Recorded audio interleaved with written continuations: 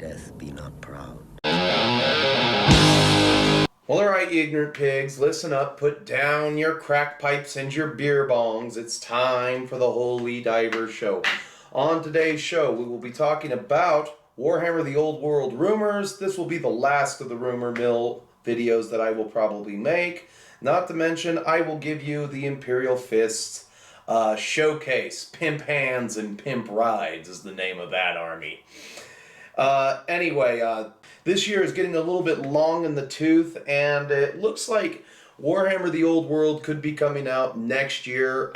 I don't know. Again, we won't really know until November. I mean, this video could be obsoleted very quickly, but I have yet to obtain anything from Fate 212, which is the source that I would much rather go with than the Warhammer community. Fate's last update was in April, and it just involved the reprints of Skull Pass and Island of Blood. Yes, of course they're going to remake those miniatures. I mean, they'd be stupid not to do monopose models that you can get on the board very quickly. I click over to the Warhammer community fan page over there. You go to the Old World, you see the article. The more things change, the more they stay the same. The article kind of made 3 points. Number one, we started the project. We wanted to create a modern game. 2, reimagine a classic to appeal to both veterans and newcomers alike. And 3, we set about playing lots of games. Are they really playing lots of games? If 10th edition 40K has taught me anything, is that they asked ChatGPT to write it, then they dumped it on the community without even looking at it, and there you go. We're the play testers, essentially, and you don't have to pay us. And, I mean, all you have to do is cut the salary of one store owner, and then maybe you could afford to buy one more play tester, GW. Don't be chintzy cheap. All right? But unlike Lizzo at a buffet, I am never really sold on anything that GW is cooking. So let's address this modern game statement. It's too late for GW to jump on the modern game bandwagon. They already did that back in 2015. It's called Age of Sigmar. They made it to appease the Funko Pop crowd, the ignorant pig crowd. For the people who thought Warhammer Fantasy is too hard, it's too expensive, why can't it be flexible like 40K? Why can't Fantasy play more like 40K? So they killed it in 2015, much like Hasbro killed Optimus Prime in the 80s and gave us Rodimus Prime, the beta cuck. Or in this case, they gave us Age of Sigmar, both of which suck Donkey Kong dong.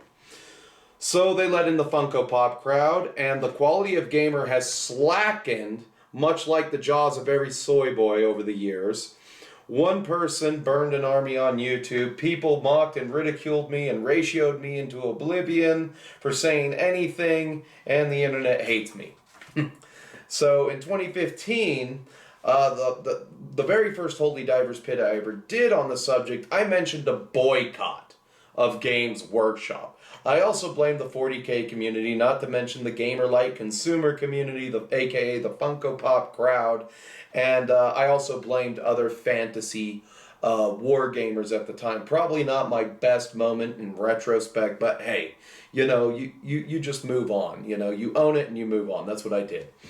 It seemed like nobody at the time wanted to do anything except let the game die. Even my own group stopped playing Warhammer. They went into Warmahordes and Malifaux for a little while. They dabbled around with their own thing. I went out. I started playing Kings of War and dabbling in historic games. This also opened up my eyes to just how dumb the community in general was back then. They were too stupid to hurt GW just once. Way too stupid to do that.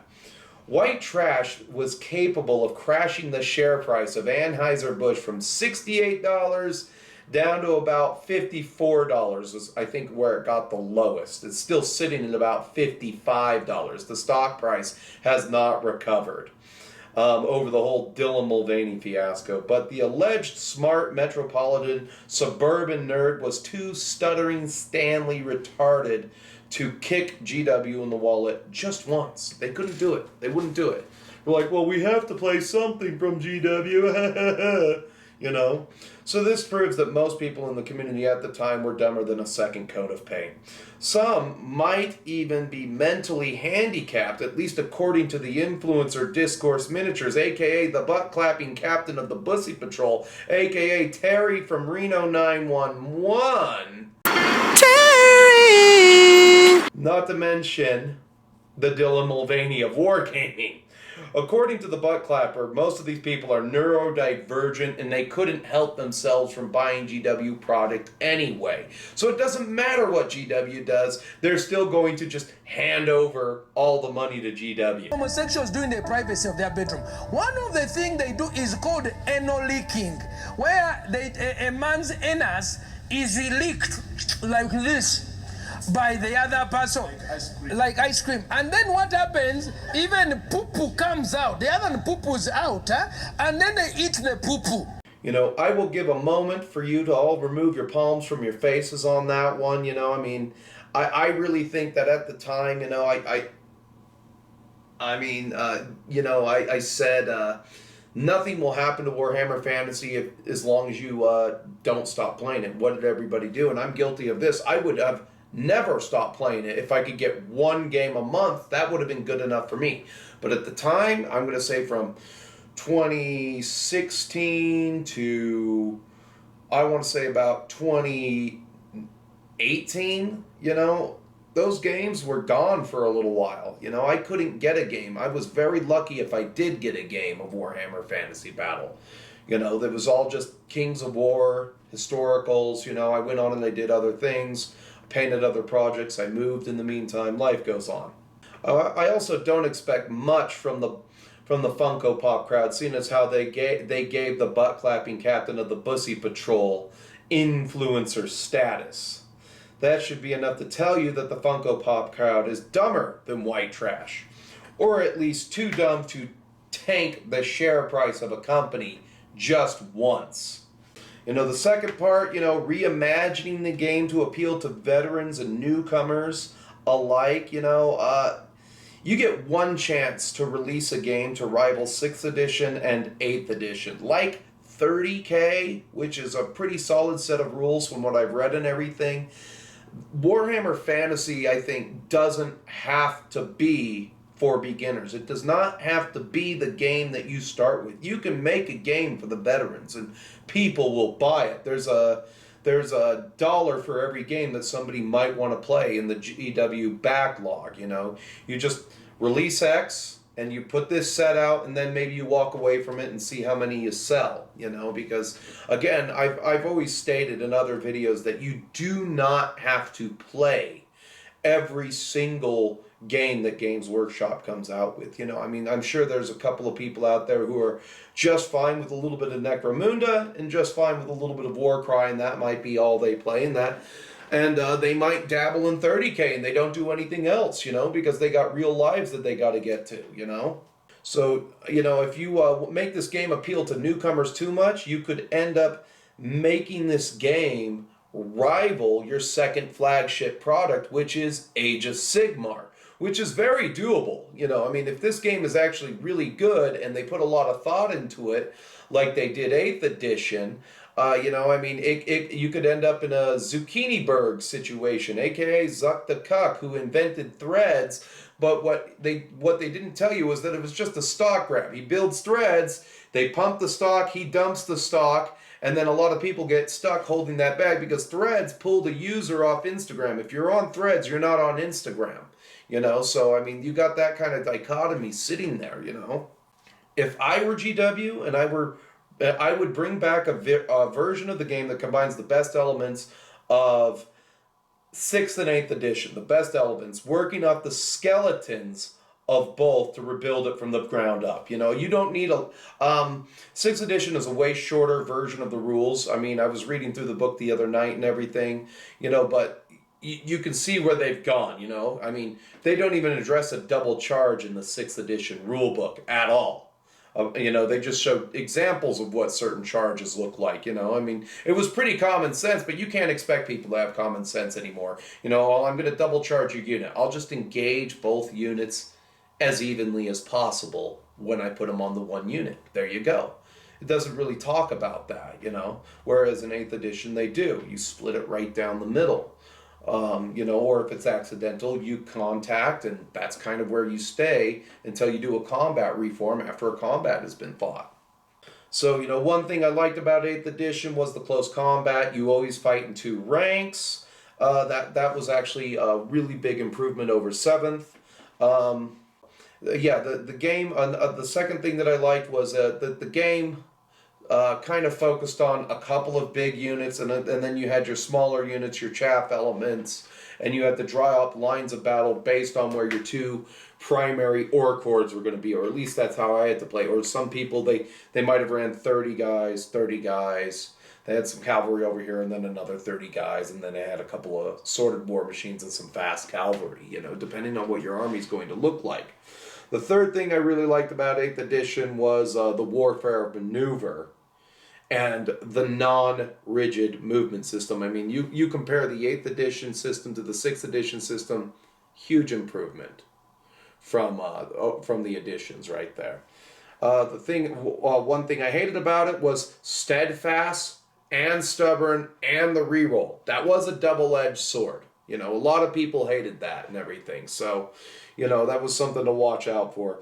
The second thing, you know, that people really complained about was the magic phase, and I always caught flack for making this statement. You know, all you had to do to stop world-ending spells like Dwellers from Below or Getting Dreaded 13 was just allow the magic resistance save to be taken against the spell. So I failed 11 strength tests with my orcs out of 40 guys. Well, I'm going to roll 11 dice, and on 5+, those guys get to live. So, you know, I end up saving 30% of them, and I don't lose an entire unit to a single spell. That, you know, especially if you have to take the strength test on 3 or less, you know, I mean, you're not losing 50% of those guys who fail the test. You know, you can actually have a chance to save it, and that's really all they needed to do. And we're like, oh, that's not good enough, that would never work. That was the internet talking, you know, they're so smart over there. One thing I hated about 6th edition was the close combat. You can't fight back if all of the guys in your front rank were dead, you know. Second thing I hated about it was going from movement 4 to movement 2 if I came in and I touched terrain at all, you know, so now I have to move 2 inches. Or if I'm knights, I have to move 4 inches. And you always round it up. So if my movement was 7, I would move 4 inches.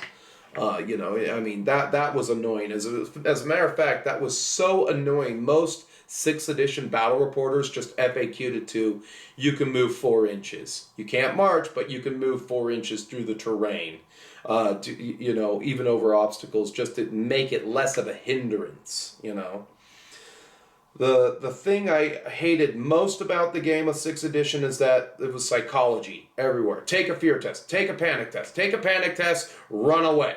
You know, I mean, there was panic. I mean, if you got 2 units fighting and the unit 6 inches panicked or broke and fled within 6 inches of another unit that was fighting a critical combat, and then you failed your leadership test there, well, you know, half of your army just ran away, you know. And it just didn't make sense that if a unit's fighting another unit, I don't think you're going to see your friends running. You might see them through your peripherals, but you're not going to panic right away because you're focused at the task at hand. One thing I liked about 6th edition was its combat resolution table, the unit strengths, the getting the extra point for outnumbering the enemy, and the need to dominate that first round of close combat to cause a break. The second thing I liked about 6th edition and 7th was it made cavalry an absolute for a lot of armies. You had to bring a unit of cavalry in order, units of cavalry in order to be effective, you know. Whereas in 8th edition, you didn't need it as much, you know. So where does the writer staff go from here? Can they find a balance in Warhammer to resemble, you know, to make this modern game? I really don't think that they can, because if they try to do anything, it could end up resembling another game. I don't want the game to end up looking like Last Argument, and I don't want the game to look like Kings of War at all. You know, I mean, they have to address things like unit strengths and ridden monsters, you know. I mean, so, you know, one thing that they could have done back in the day if they ever did the 9th edition was, okay, I have my high elf on a dragon. The dragon has 6 wounds. The high elf up top adds 2 wounds to that unit, or 3 adds its wounds to that unit, and they're all just one thing. All right? They're all just one thing, all right? And then you reduce the ward save by 1. So if the guy on top has a 3+ ward save, you reduce it down to a 4 because now the magic's got to be spread out or something like that. But you make it so that the best that thing could ever have is a 5+ ward save, you know, so that it's not unkillable. And then maybe you can give it the charm shield. Oh, look, I took a cannonball to the face and I could ignore the first wound suffered from the cannonball. You know, there was a lot of damage mitigation, you know, but I don't want to get too much into that, you know. So number 3, they say that they set about playing several games of all of the editions of Warhammer. I really don't see how versions 1 through 4 fit into this equation at all. 5 through 8 is where the game started to look like fantasy. Then it started to taste like Warhammer Fantasy. And, you know, and if you're old enough to have played versions 1 through 5, chances are you've probably aged out of Warhammer and you're playing World War II games or Team Yankee or you're going fly fishing every single day, because that's another decade you're stacking on there. I mean, you have to remember that 6th edition is over 20 years old. You know, I mean, I was looking at my book the other day and it said copyright 2000. Well, it's almost 2025 now, you know, so since that edition came out, or since that book in particular was printed. So, you know, I mean, there's that to lay on you, you know. I mean, that the game itself is already really old, so, you know, why go back further, you know, because I know that you had cards for Magic and characters in the older editions. I watched a couple of 4th and 5th edition battle reports. They had cards next to their units. You know, it just didn't really feel like Warhammer to me, but it kind of looked like Warhammer, you know. You know, that's, so you've gone from, I mean, over the 20+ years, I've gone from a pimple-faced kid to the Vanguard old veteran that just wants a game that resembles Warhammer back, you know, and that's the important thing for me, you know, is that, I mean, I'm a bit older and a bit long in the tooth now, and there's some absolutes that I am 100% demanding from Games Workshop. Number 1, I need to be able to jump in immediately with my Night Goblins. Just right out. Like, I want to bring the Night Goblins to the field immediately. They're the first army that I want to bring to the field. And number 2, an absolute, is I'm demanding that they make some kind of sleeve for me to put a 20mm square into to make it a 25. And the only thing I should have to do is cut those little sleeves off, maybe put a magnet in that sleeve, and then what do you call it? Spray paint, brown spray paint it, move it down the line, so that I can just boom, and then I have that flexibility, which is way more important to me, because I might still play an older edition of the game at some point, depending on who comes around in my neck of the woods, you know. So the last demand that I put on them is movement tray kits. You know, you need to have all of that available. And if they would just give us something, that would be better than nothing. You know, so maybe they haven't gotten all of the bugs worked out yet. You know, it does look like they're going to go to the bigger base size. So, you know, you either print the sleeves, and these can be like a rubber sleeve that are already brown in color, that you just slip on and slip off at will. That way you don't even have to worry about it, you know. Part 2 of the article deals with 3 things, kind of. The drawing of battle lines, breaking the enemy, and magic power. The game of Warhammer Fantasy has always been about maneuvering various formations with different frontages, depths, and base sizes to gain the upper hand on the enemy. Back then it was called the movement phase, but even that was too cryptic for the Funko Pop crowd to figure out, and that's why they had to kill the game.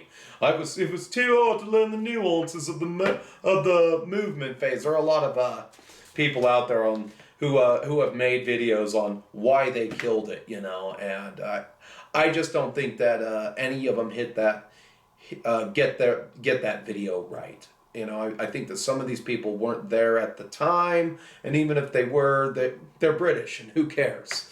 So there's that. You know, but it's just every single gamer out there, you know, at that time frame was like, "Doh, why can't it play more like 40K? Doh, the internet said high elves were S tier. Doh, my high elves just lost to orcs.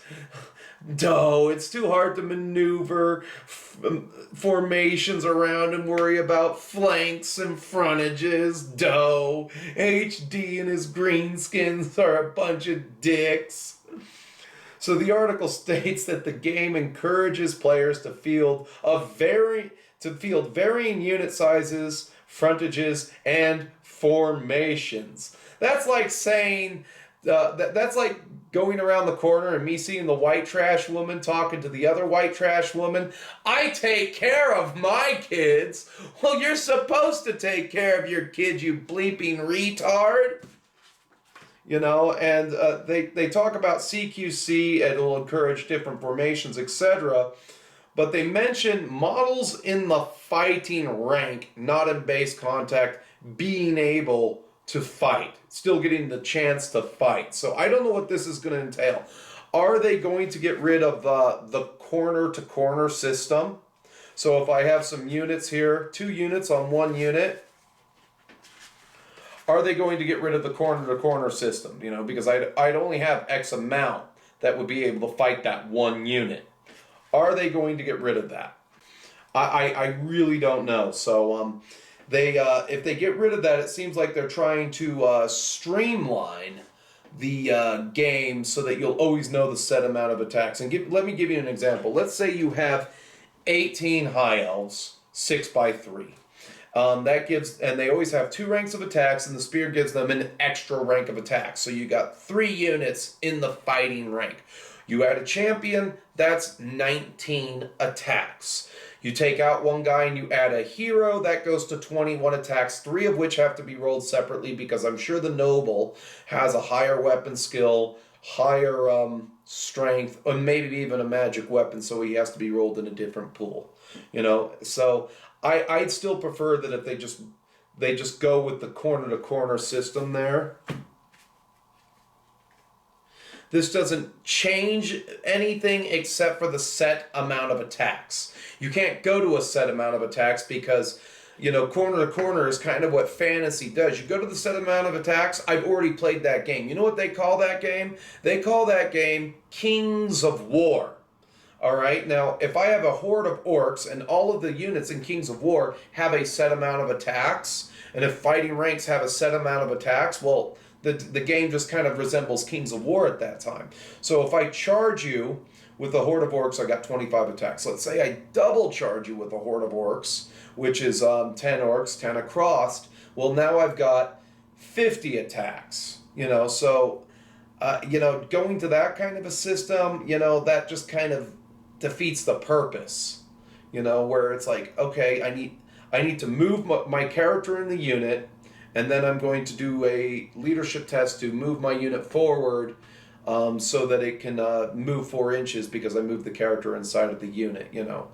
You need to be strategical about where your characters are, you know, and so it's like if I got 1 guy on the corner that I know is always going to be fighting because he's my wizard with this Agor Cup, you know, and I want to put him in, and I want to double charge that unit, well, that wizard needs to be in the corner, or he needs to be close to the corner so that he's one of the orcs fighting, you know. So you know, little nuances like that are kind of what makes fantasy,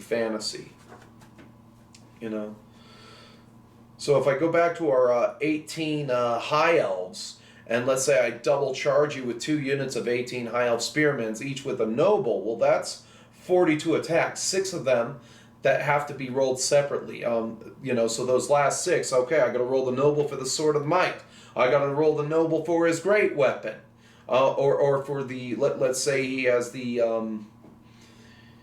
he has a magic spear or something, you know, or he's got a weapon that gives him +1 strength that's like the sword of might, you know, or gives him a higher weapon skill, so or gives him +1 to hit, so he's hitting on 2s, and they need to be rolled separately, you know. So You know, I mean, you're not really going to streamline much, but if you were to do models in the fighting rank, and maybe it's just the front rank, again, we don't know. This is all speculation. You know, this would kind of make Warriors of Chaos OP. It's like, oh, I've got 30 warriors who haven't attacked yet, and they're all in the fighting rank. You know, that would make warriors pretty strong, and it would also make combat brutal as all hell. So I would see the purpose of not having the breaking and fleeing aspect of the game, you know. But you know, I say we still draw lines and we just line up, and so it's like I've got 9 orcs out of this unit, and I've got 4 trolls out of that unit that can fight you, or I've got 8 boar boys with my champion who can fight you in that unit, you know. So, you know, lining up and just seeing who can fight, it only takes a couple of extra seconds. It's like apples to oranges. Number 2, they talk about the breaking of armies and the push and pull of battle. All right, units giving ground reluctantly rather than getting destroyed outright. To me, if a unit doesn't break and flee and get caught, and there's not that element of danger, it's not really Warhammer. You know, there's that time where you're going to pick up 2 units in a combat phase, and that's just the way she goes, you know. Having a giant scrum in the middle with 2 units going back and forth, that sounds a lot like line of battle from Sword Point, not to mention divisional movement in Hail Caesar. Dr. Luke Baxley, he didn't really address any other games in his version of this video, you know. I mean, I don't know if he's played Kings of War or Hail Caesar or Sword Point. I have, you know, and if I was Martin Gibbons or Alessio Cavatore or even Rick Priestley to a certain extent, I would be watching very carefully. You know, I mean, provided they own the rights to anything that they wrote to Games Workshop as a writer. Maybe they don't own any of the rights to anything, and that's why they don't work there anymore. You know, I mean, that's why everybody quits. You know, Games Workshop, they don't want to pay the talent. They just want to take the talent's art and then move on and pay you your $14 and tell you to go bleep yourself, you know. That just doesn't sound like Warhammer Fantasy. If you lose in combat, you should break and flee. That's just how it's always been. In both games, units meet in the middle for an ugly rugby scrum, and it's a push and pull mechanism. This is based on who won combat last turn for Sword Point and Hail Caesar. The unit loses bonuses the further it gets from other units that are friendly to it, and the further it gets from the army's general. This could be cool if on your enemy's turn you push the enemy unit out of position, so you went just far enough to get your unit clear, and there's 2 to 3 ranks of another enemy unit that are now opened up for a flank charge on your turn, declaring a charge, boom, right into the flank, so you've got your cavalry nestled right up against your unit that just pushed a unit out of the way to make that charge possible. That would be a pretty cool mechanic. It's just that you know, it's not the game the way the game works, you know. I mean, even then in Hail Caesar or in Sword Point, it's really hard to get those charges to line up. Even in multiple division games, it's hard to get those charges. You know, to have that, I have that one awkward unit of cavalry sitting there like the awkward 4th dude in a gangbang, and I've got your line there ready to be rolled up. And even then you would still have supports from the unit next to that unit, or a unit behind that unit, you know. Last thing they address is magic power, being reactionary ability. Don't get rid of the magic phase. Please, for the love of God, do not get rid of the magic phase. They made the statement, we have liberated it and spread it throughout different phases for when the time is right. Movement, magic, shooting. That's how it's been for 20 years. I mean, if I just go off the 6th edition copyright right there, that's how it's been for 20 years plus. Movement, magic, shooting, especially people who've enjoyed the game after Games Workshop killed it because this game is supposed to be your hobby. I didn't know if anybody knew this. You know, I think at the time when 6th edition was written, and everything, and you were playing 4th edition and 5th edition 40K. I don't think that at the time these games were written with the competitive play style in mind at all. They were not. They were not written with that in mind at all. I mean, if they were written with the, I think a lot of these games back then, as opposed to now, as opposed to like 10th edition, 9th edition, 40K, and 8th edition, they kind of took it a little bit seriously, but not too seriously. They were a miniature company, not a rules company. They're not Magic the Gathering. They kind of wrote this game as in, if you're lucky, you're going to get one game a month, maybe, and you're just going to go about your day. You're going to, oh, look, they're playing soccer down at the park. I'm going to go join those guys and play soccer. Get a little physical exercise. I didn't think they intended for these games back then to be played at the competitive level, at least as much as they are now. So there is that kind of dichotomy there, but that's just how it's always been: movement, magic, shooting, close combat. They talk about the position of the wizards mentioned, who will bring their magic to bear when the time is right. The right time and place for any kind of magic is the magic phase. If you have to do the latter, making the magic phase reactionary is basically last argument of kings. Oh, look, I've turned over the card for my Theist priest, and now I'm going to cast Holy Fire. And provided that pathetic spell is in range, I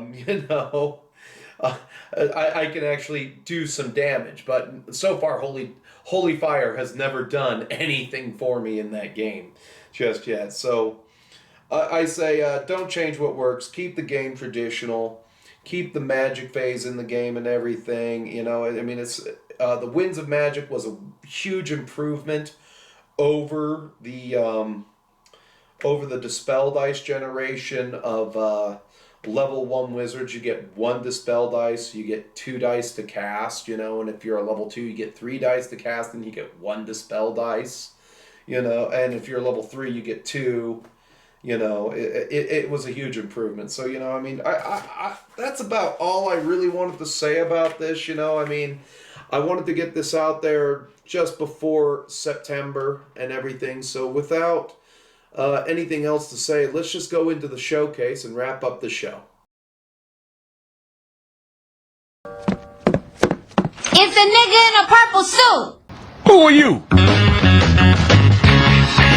My name is a pimp named Slickback. So here we are for a showcase. This is Pimp Hands and Pimp Rides, and this is everything right here that I added to the army, almost everything, because I bought this army used off of eBay. So I started off with a unit of Mark 6 Marines. Of course, I'm playing Imperial Fists. Everyone has their Imperial Fist decals and everything. I could have put those on a little bit better. I really did everything, like I watched a couple tutorials about like how to cut those up the middle and everything to make them stick. Some turned out better than others, but from 3 feet away, nobody's really going to notice how wrinkly they are. I'll know because I have autism. But, and now the internet knows because I just told them. And then this is the salvaged rhino that went viral on Instagram. This is, what I did here was, I took this guy, I took this rhino, I took the shoulder pad off. That was a real bitch getting that shoulder pad off. I glued this up as best I could, and I put him on there with a beaky helmet. As a matter of fact, he's got an amalgamation of armor. He's got that, he needs a decal, I can tell you that much. But that's just, I stripped the paint off of that, put the new paint on it, and I think it turned out pretty good. I do think that it looks like I pissed on these rhinos. I don't know what I was thinking. I was just trying something out with the washes. If you go back through my catalog of hangouts, you can actually watch me paint some of these guys and everything. And so I just did 2 squads of 10, each with a sergeant with a power fist and no special weapon. But I do have the motorized bayonets, and then I have I do like the bayonets. That's a pretty cool thing right there, having the bayonets on these guys. That's the Knight Styrics that kind of came with the army and everything. And I've had this for a while, but I never got around to doing anything with it. We talked about 30K once, and then I just went out and bought an army on eBay, you know. And then I asked the guy who painted it, how do I paint this? And he just sent me a list of all the colors. I think he even sent me some of the colors. He's like, if you're going to do more, here you go. So that's the Styrics. I really like how the snow turned out on the bases. I wish I used more snow on the bases of my actual Marines there. You know, I mean, it varies, you know, but that technical snow that you get from Games Workshop, pretty good. Pretty good. I like it. I'm not against it. And then this is kind of like my pride and joy of the army so far. The Spartan tank painted up in these colors. As you can see, you got the Templar blue from the Reaper kind of just out there. I wish I had painted up the rhinos to look like that. Maybe there'll be a third rhino at some point and it'll look like that. I don't know. I haven't played any games, you know. So one reason I bought this army was I got 5, 10, 15, 20, 25, 24 Terminators. These are the, hold on, they're the Honor Guard. I'd have to look it up in the book. I got the book next to me, but who cares? Let's just keep going. Those are the, what do you call it? Command group that go with the Praetor. Praetor right here with his pimp hand, claw right there and everything. And then I've got, what is that? That's 6, 7, 8, 9, 10, 11, 12. 12 veterans. I got the sergeant right there. Some of these guys have, a couple of them have Mark IV armor, you know, and they've all got heavy weapons, the heavy bolter, the combi melta. These guys, I really think I need a drop pod for, you know, so. I wish I could have played a game before I showed off this army. Again, the thing that I'm most proud about is the Land Raider Spartan. Thing I need to get is a drop pod, and one thing I know I need for sure, at least 2 dreadnoughts. I don't have any dreadnoughts, but I figured with this many Terminators, I don't think that getting across the board and coming to grips with the enemy is going to be a problem, especially with the Knight maybe soaking up some firepower from other things and everything. You know, I'm going to be running that guy, the Spartan. The list that I have basically encapsulates 20 Terminators, and you got the Praetor, not to mention both squads of Marines, the Styrics and the Spartan. So I think it'll do okay at first, but you know, it depends on how much I love the game, and it depends on how much I play it. As for the Iron Warriors, they are shelved until next year. I'm going to probably run a bunch of Breachers with 3 Typhons. Me and my friend have already kind of got it house ruled that we're going to probably bring some big toys in our battle reports together and everything. So I just wanted to show off this army because people knew that I had it. They knew that I was painting for it, but they never really got to see it. So, you know, I just thought I'd put this at the end of the Holy Diver show like I used to and do an old traditional.